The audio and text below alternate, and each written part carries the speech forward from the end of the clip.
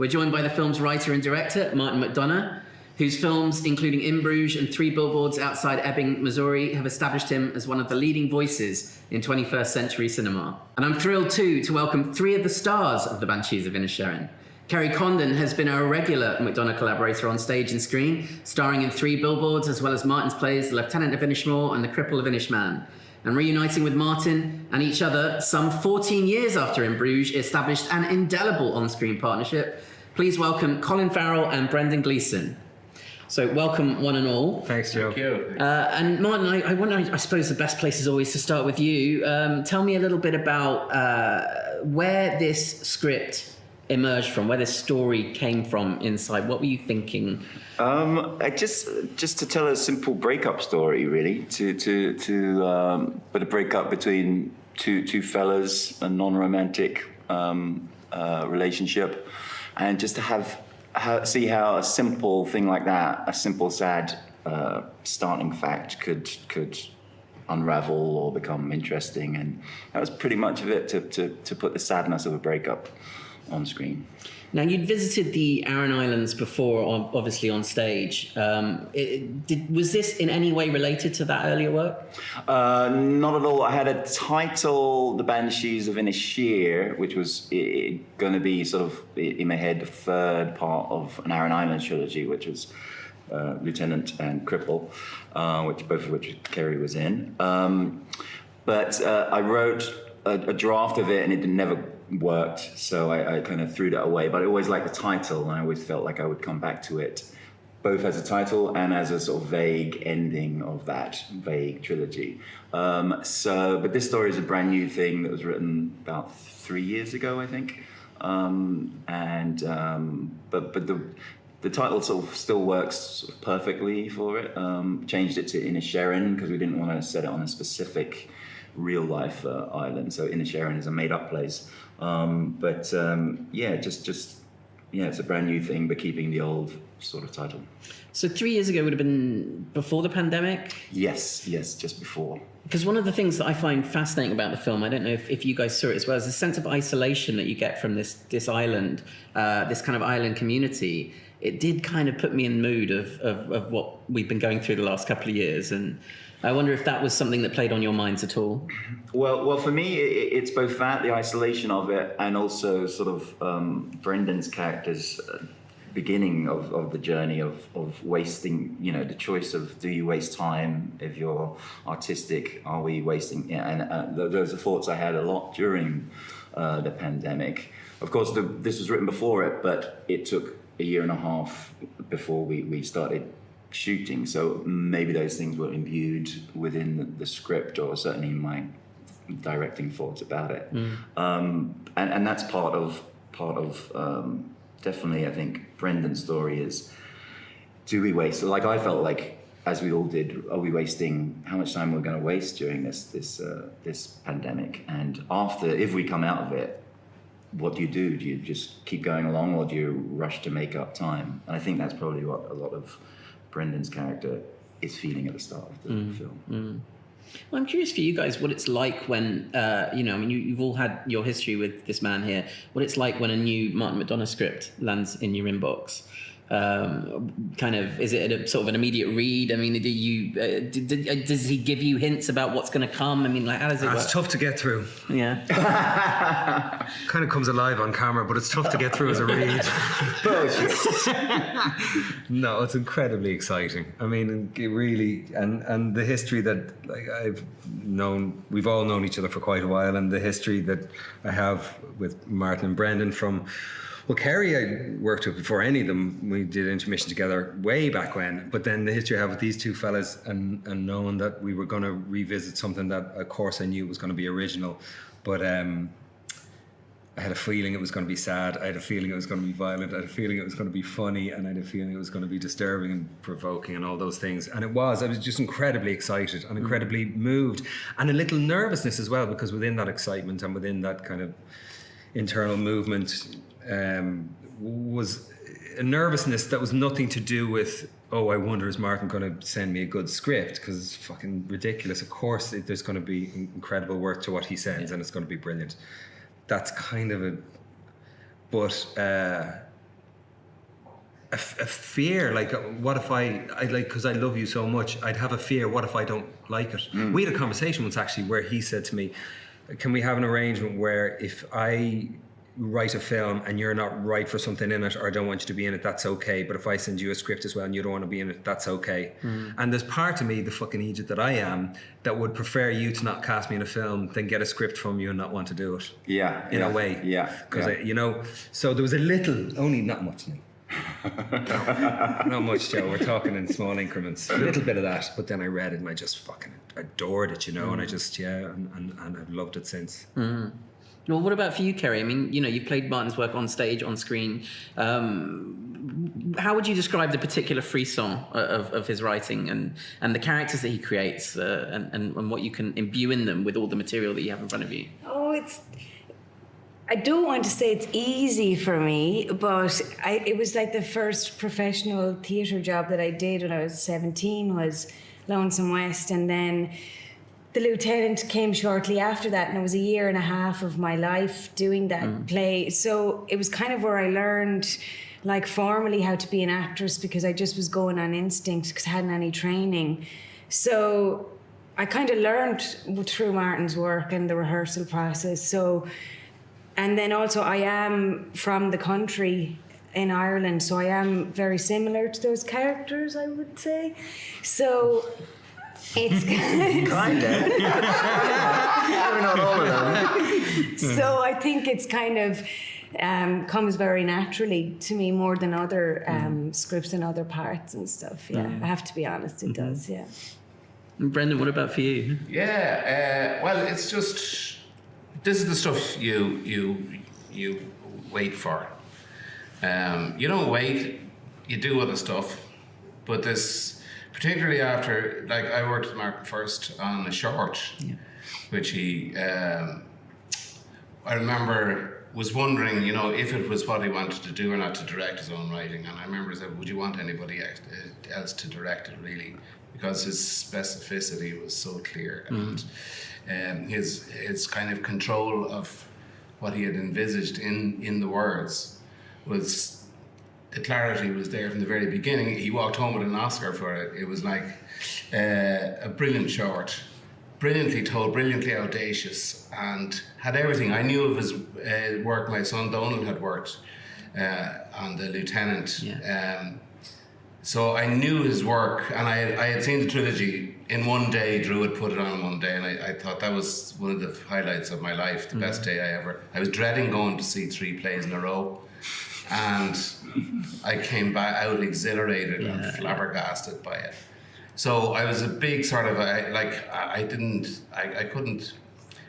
always wanted to work with him anyway. So when the short came, we had an interesting discussion about that. And then In Bruges was an absolute dream, and hooked up with Colin. So I knew this was kind of brewing, perhaps, but with the films, like, they're delicate. The timing is delicate. You know, COVID came in the way at one point. You'd never quite know until you're actually out there, and even then, till you get into the editing room. So the script was extraordinarily exciting to get. The Colin character, his journey became so apparent, but such a challenge. I couldn't wait, basically. So, I mean, when the script comes through, it reminded me of when my lads were into Harry Potter. They used to buy 2 books because they couldn't wait for some fella to finish the other one, you know. And they'd go into it and they'd be gone. They'd be gone until the whole thing was done. And with Martin's script, that's what happens. I just disappear, that's it. And you go into his world, and you can't wait. You want to start, you know. So it's always a thrill. And getting back with the kind of gang after In Bruges was particularly delicious. Well, listen, I'm sure an incredible reunion to have, but you know, you captured something very special within Bruges as well. I wonder for you, Martin, you know, reuniting these 2 actors, especially to kind of come together again after that experience. Were there any kind of nerves that go into that? Like, did you have to? Definitely. I mean, I definitely wanted to work with the boys again because we had so much fun on the first one. But yeah, there was trepidation to not do anything lesser than Bruges. In the years since it came out, we've all had people come up and say how much they liked it to us individually, I think, and that's wonderful. But you don't want to disappoint those people at the same time as you don't want to replicate exactly what you did before. So there was some trepidation, but I kind of knew the tone of this was going to be very different. If Bruges is almost a love story between their characters, this is like the end of that, the end of love, which was interesting. Yeah. That'd be interesting about the ending. Well, we're not going to talk about We're the not ending. going to talk about that because we can't. Haven't seen it yet. What happens? Spoiler alert. Which one did you do? But just in terms of the tone of it, in the playing of it, it's not as friendly between the two of you, and that was something that's very different to explore on each day of shooting. To put it mildly, Yeah. To put it mildly, it was very hard. It was harsh. It was hard. And what was very interesting, actually, in the making of it for me, was like myself and Colin got on like a house of fire in Bruges. And if that would creep in, or if there was going to be anything of the script would kind of creep into our relationship off screen. And it was kind of really, it was kind of liberating in a way to understand that you don't have to do that. Right. In order to be perfectly in your character. Some people come in, I've had that happen where people come up and won't talk to you. I was nervous. Yeah, were you? Yeah, I was a little bit. About what? About whether he was going to have a little bit more distant. You could have chatted to me, sure. You were out there. I knew you would do that. We did have chats, didn't we?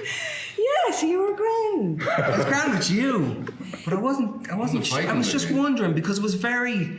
I knew where he was going to go. I had a feeling how he was looking at this script and how it was a mountain and that he wanted to climb it and that was important to climb it, as it was for me, as it was for all of us. And I just wasn't sure. So I had a bit of nervousness. I was fucking delighted. 5 seconds after seeing you. Yeah, I was just relieved because I knew that I didn't need to. As you said, some people do have that process where they need to have that space. And look, if somebody does as well on the day, I get it. I'm not going to go over and go, you're not talking to me, can we not just act and any chance of a hug? No. I'm not that needy, right? But fucking hell, I was just so glad that we could come to this separation from a similar place that we cohabitated while we were doing in Bruges, which for me anyway was a mad deep respect and affection and ultimately love. And because that was what was on the table as being lost as well in the whole thing. It was kind of, there's an argument where you could go, it's actually Bruges 10 years later, 90 years before. Yeah. It was a similar love and affection, but this time it was the other side of that. It was the dark side of it. It was the loss of it, so. Yeah, I was sorry. No, it's interesting. Process is interesting. I prefer working with people that strive to do something on the same hymn sheet from their various perspectives. And I remember saying to you when we came in, do you need to kind of have that distance? It's different. Process during the day is different. Yeah. There's days when I'd be off in the and you'd be off in the corner and we'd be off in the corner. Fine. And that was all It's gone. not always a choice, basically. Like sometimes you just need to stay close to a mood. You want to be on your own and that's all, But you don't have to blank an actor for the entire project because you're not creating behavioural lines in the sand every fucking day and sending little fucking psychological signals. People want to do that, let them do it. I said you're not, and I was looking at him. I was making it very singular. It's not each enjoyable. to his own. Exactly. I said that. Each to his own. But I thank fuck. For me. And I think just because I'm willing to go and was open enough to go wherever the script I felt needed me to go, and he knows enough about me that just didn't need it. And if he had done that, some actor's going to watch this now and nail me someday. Know how fragile I am psychologically. But if he had, no, you. I No, have. go on. I won't. Yeah, I'll be nice. Go on. But no. But if he had him, I wouldn't have been. It would have murky the waters, because the whole fucking thing for me, the whole script was about love, was about respect, was about regard, and how those things get lost under the tumult of words unspoken, dreams unfulfilled, and losses that haven't been grieved properly. And that's what the whole thing was about. So to bring murky psychological waters and underpinnings would have had me a nervous wreck in a way that wouldn't have been conducive to telling the story. But honestly, I've worked with actors that really don't want to do the character thing, and I'm cool with it. I'm just glad, because the place of love that the worlds that you create exists within me, that it wasn't that this time around. Yeah, it was. No, it was. Yeah. Each of the characters in this, not just these two, but you know, I mean, it's certainly the case for Siobhan, it's the case for Dominic, it's the case for everybody in the village. There is a narrative, there is a path. That, you know, they are not all existing solely to react to the lead story that's going on, which is something that we don't often see, and it's true. Yeah. It's a hallmark of Martin's writing. Their own universe. Yes, they absolutely are. Yeah. And there are a lot of discussions going. There are a lot of debates to be had in amongst all of these stories. You know, because they're all morally grey, and I wonder how much room there was for you to kind of have those debates on set, and how much you encouraged that, how much you'd rather not encourage it. You know, I mean, did you have those kind of questions with each other and those discussions with each other about, you know, what's inspiring Colin to do what he does? You know, that's a big thing, and it's something that Martin does that not everybody either gets the facility to do or insists upon doing or wants to do. So we rehearsed and we ironed out certain things. Like our relationship was very interesting in terms of, and we had various different backstories within that, and to what extent there was a closeness there. So the rehearsal kind of ironed out a lot of that stuff, didn't it? Like, it was formal. Yeah, and it just put out all the questions there of you know, why is he being quite so harsh in the very start? Yeah. Is that the truth, or is that the only move he can see that will work? Yeah. And those things that has imbued each later scene, I think, with different dynamics and different tones, I guess, that it wasn't one note, like a guy just saying harshly, I don't want to be friends with you. It's like so much more subtle than that, and it almost got more subtle as it went on. It didn't start off with a wishy-washy something. It was like too harsh, and then why is it too harsh, and what can be done to lessen that almost? Yeah. And I think it's only through rehearsal. Which is kind of the way it plays out in real life when people do those things, don't they? You go, and I'm going to do it, and you do it first, and then you kind of second guess yourself based on their reaction. Like, maybe I was too lousy. Yeah. I mean, a lot of it. Or if you don't do it, if you let people down easy, and they don't take the hint, and don't do but it. It can be tried 3 times as painful for everybody, and then I'll say, right, I'm just going to cut it off the knees, which is what this guy does, and you can feel the sense of the difficulty watching its consequences. So it's all about that. So, but we did that rehearsal was for me, and it was the same with In Bruges. Absolutely invaluable. Yeah. He could have done a lot of things to help prevent Porrick, to help Porrick get the idea. He chooses to cut off the fingers that he needs to play, to play his music. Yeah. Why does he make that choice? Did you ever kind of rationalise that? Did you ever try and I asked him. And what did he say? Jeez, I can't remember. shut up and do it. Look for yourself then. That's backstory. You take care of that. Yeah, he keeps saying this. He quoted a thing. Like, I had my own rationale for it, in a way. I think, what can I say to this person to let me go? Just to let me go.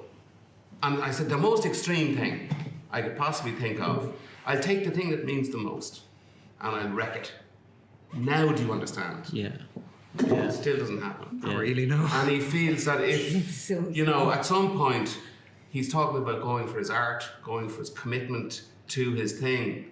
And he said, well, I said I'll do this, so I'll do it. And there was a scene which was very interesting where we talked about his degree of satisfaction with himself for having just go with the commitment to do or not. Yeah. But the thing about the actual thing itself also apparently is a situation where, if I could be so bold to say what you told me, which was that that it's quite common amongst writers to wake up in a nightmare and feel that their hand is no longer capable of writing. Wished. Is that the case? Do you ever have those nightmares? No, but I do have. Finger in that hand. Then not go there. No, I think there is a writer thing of like. You're losing your hand. Yeah, or doing something to your own. Your foot. Or somebody, If I was a footballer, it would be more my foot. yeah, that you use the thing that's closest. That's the things that allows you to do to paint or to express yourself. Your voice, if you're a singer or if you're an actress and your voice is gone, we go out and we think we've forgotten our lines, right? So the thing that allows you to express your artistic sensibilities or whatever it is that you want, if that thing is threatened, it actually becomes about everything. So I think my rationale was he made a commitment to risk everything in order to facilitate the space that he needed to create properly. Right. And then it kind of gets a little out of control. Out of hand. Couldn't quite put my finger. Lads, don't start. We're allowed. That's a print. Yeah, that's it. Well, but in But it's Kerry, not too much explanation. I hope I shouldn't really over-explain. no, you can't over-explain. I think that's great, and Kerry as well with Siobhan. You know, it feels to me like she's waited a lifetime to escape this island. She's stopped herself from doing it for such a long time. What did you kind of make of that struggle within her? Oh, I guess it wasn't necessarily like that. Maybe she thought she was going to leave, you know, maybe she just I don't think she thought she was going to do it. I think this kind of pushed it, the decision forward or whatever. I don't think she would have had the guts to do it if this hadn't happened or whatever, or would have felt guilty for leaving him. But I think it was coming from lots of different places, you know, like not just that she was a different person on the island and nobody really understood her. I think it was just more like loneliness and grief and, and wanting to live her life and not having sex with anyone either. Like on a basic level, she was like totally going to just die alone if she stayed there. So, but I think this kind of pushed the decision for her. I don't know if this had happened. Maybe she would have just continued on in a depression or sunk into a depression and kind of kept it to herself, maybe. Which would have been a very self-destructive thing to do, and I'm starting to sense a theme almost here that all of these characters, for one reason or another, have a kind of a self-destructive tendency, which I think we all do, right? We all have that. Right. And for Porrick as well, I mean, it's that in a way, you know, as much as Colin sent him down this dark path, he also opens his eyes to the fact that there's more to life than just being in the, even if he doesn't necessarily want to hear it. Than just being in the pub every day, just chats in the pub. Yeah. I see. That's the thing. It's the thing I love about Porrick. I don't think he thinks that there is, or I certainly know that he's had a rude awakening by the end of the film. Yeah. Into the nature of loneliness. Yeah. And the pain of loneliness and isolation, you know, which I he's know, and he never was so experienced before. dismissive. So dismissive. Oh, lonely. You know, who's fucking lonely? Do you ever get lonely? What's she talking about? Well, it's visited upon me by everyone that I love by the end of the film, and I as Colin looking at the film, reading the script, can understand why. But for Porrick, it's absolutely crushing, and I don't know who. It's like who pays the ultimate price. Everyone pays a price for what they need, and there were moments in reading the script where me looking from the outside, you know, you objectify something, and then you become a subject of it, and you close the distance between yourself and that thing if you want to understand it, of course.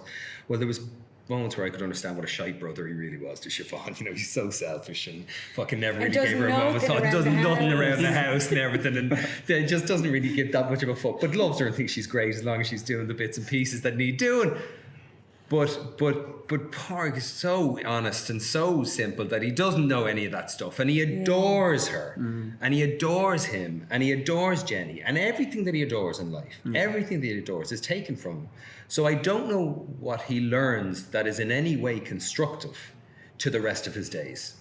That's the thing. He does learn things like loneliness. He does learn a new form of pain in his life. I did say his eyes were opened, and not necessarily. I didn't necessarily say that he paid attention to what was in front of them. Do you know what I mean? No, absolutely. Yeah, his eyes. There's a key difference there. Well, he did pay attention as well. He had to pay attention, but again, these were all impositions. Yeah. None of these were choices. Yes, None of them were yes. kind of, and you're not saying it either, were about evolution or self-growth or kind of the kind of kiln that sometimes things can be hardened and can grow strong through experiencing that heat. None of that stuff.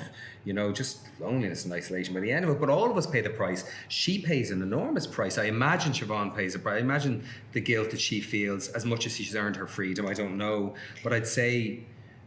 Well, maybe once I'm gone, that would wear off after a while. I would hope so. I fucking hope so. That's the biggest prayer. Like the biggest prayer I have for everyone in the whole thing. I don't know what happens between Colin and Pádraig. The biggest heartbreak, like someone was saying, do you think the two of them kill each other a month after the film? Like, I don't really know, but if I'm going to just play devil's advocate, innocence though as well. I think they end up in the same bar, and that's the heartbreaking thing. For the rest of their lives in the island, they end up going to the same fucking bar and at different ends of the bar. And my one hope for life to find a new way of expansion, expression, a bit of joy, a bit of sex, possibly a fucking orgasm is Probably not. If she's one. I know. It's Siobhan. She's the hope. It's interesting that this film, that we're having that discussion about this film, that like what happens after the film ends has such a place in people's minds, because I do think that's, again, I think it's a hallmark of what Martin does. These characters feel alive, so they must continue. This must just be a chapter. It feels very difficult to get into spoiler alert country when you're talking about it, obviously, at this point. Well, I think most people watching will have seen the film. Right. So the situation for me too has a degree where there's a loss of innocence, and there's a time when enforced innocence becomes ignorance, and that's not necessarily the best place to be. And that it feels like Pádraig's an innocent. And I think Colin can't, it's not really helping having a pure innocent anymore, because I think he's come to terms with things, the harsher realities of, you know, life and its inevitability of death and all that. And so when it's the loss of innocence is enforced on Pádraig, and how he deals with that. So, like, I'm an eternal sort of an optimist, and my feeling would be, I think Colin has learned something about the damage that his quest has taken, and he has to come to terms with the regret and all that, and the guilt of that. He does make kind of a gesture at the end, I think. And in terms of being in the pub, I would feel that if Pádraig can come to terms with a certain loss of innocence, that forgiveness is always a possibility. Right. And when you look at the Civil War on the mainland, that's where I think it took 100 years, mind you. But that in reconciliation, in full knowledge, not in maintaining a position of purity in a place of ignorance or innocence. That's where I think the hope is. So I find hope in it. But I find hope in the final line as well. I think it's the dog line. I think so too, and I mean at any time. Yeah. You know. yeah. But it's that thing about, one person's destruction is a community's shame. Right. You know? Yeah. It's like the Scarlet Letter. Who's really experiencing the shame? The carrier of the Scarlet Letter, or the community that looks away from her? This feels like the birth of the Irish Western. I mean, it's the landscapes are so epic. Yeah. We did talk about it being a Western, even in rehearsals, but in costume design and the design of the pub and the houses, it felt that way. It did feel like two gunmen coming back to the bar where they're squabbling. I had to stop myself saying the sarsaparilla when I came into the bar. But like that John Ford looking through doors of people coming in, the Searchers kind of vibe was definitely something we wanted to tap into, But part of what's interesting about the cast of characters we meet in this film is we discover there's a huge amount of darkness going on, and it's peripheral to the main story. In a way, the fact that it's peripheral, the fact that the community treats Dominic like they do. Well, truth unravels truth. It does. Truth exposes truth. Does. And as cruel as his actions are, there's truth, which is Dominic, is why. Sorry. No, absolutely. Dominic was tactless. So, he was, they had a reason to feel the way they felt. Which part are we on now? What page are we on? What page are we on? It's not all about your character. It's all of us in this film. You What just scene said is she talking about? the people in the island. Dominic's not here to defend himself. It's the way they treated Dominic, poor Dominic, and you said the way they treated him. His father was out at him, but then the lady in the shop, you know, she says like, "Oh, he's annoying" or whatever. But like, he was a tactless person. Yeah, but when did that start? But I'm a tactless person, but like we're all tactless from time to time. But yeah, we are as human beings. God, please. Okay, I'm wrong. You're right. Good. I just wanted to hear you say it. Could I get a copy of this interview, please? Just that moment. I'm right, you're wrong. No, I said 20 years. You're right. 20 years. I know. I'm saying it as the first person. I'm right, you're wrong. Okay, go on. Listen, on that note, there is one other aspect to the film that I'd like to address before we wrap it up, and it's the innocent bystanders in a Martin McDonagh a piece of work. I mean, obviously, there's the little boy in Bruges. There's the cat. There's Jenny. There's Jenny. Poor stop Jenny. it. Pour one out for Jenny, the miniature donkey. What is it that you have against innocent bystanders in the work, Martin? Are they that innocent? No, that's the. It's any of us. It was my. It was my. Well, his dad.